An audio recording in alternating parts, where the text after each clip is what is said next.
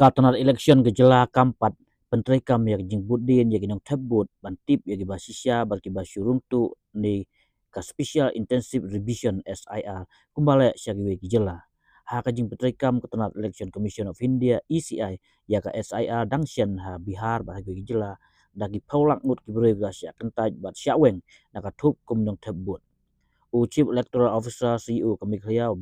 dia tiwari u habakren mentakasngi ke ap konatri kalengkot ajal punri laong baktanar election gejela ke ap satang kajing betha na election commission of India ECI ban Treikam no ya special intensive revision ha gejela kat kum bijing ong CEO ka Meghalaya kajing penkrek na no sidong ban Treikam ya SII ka abyang bat ha kanu no kapor ka tanar election gejela kalong ke belak kloy hadin ba yo kajing betha na ke ECI ka ECI ka ya syai ban Treikam je ka SIR hai khat atli ki jela bat ki union territory hakri dangsian ki seng bhalang pe seng sai perthai hakni ki jela kira kentu ka tanal election ki jela ban Treikam no ya ka SIR ha ki jeka ki ba subajur ba don ki bre ki ba suwan na rina bat bi orung ko min thabot hakni jela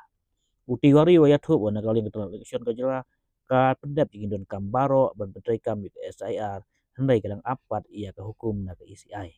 la berkedau badagi paulak ngut kibre wasuan dan wepat ki jaka bat kiri bumdai ginong song bapurak India ga sya kentaj bat Shah Weng nakatup kum yang tebut ha ka jela Bihar ba gue ki jela lemba ka jing Treikam ka election commission of India ya ka special intensive revision ne SIR.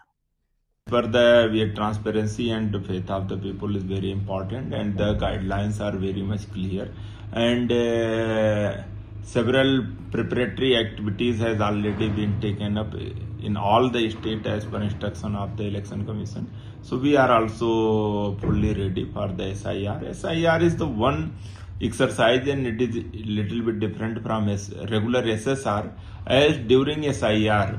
the entire voter list has been verified and based on the instructions. So BLOs going door to door, and as per the prescribed manner they used to verify those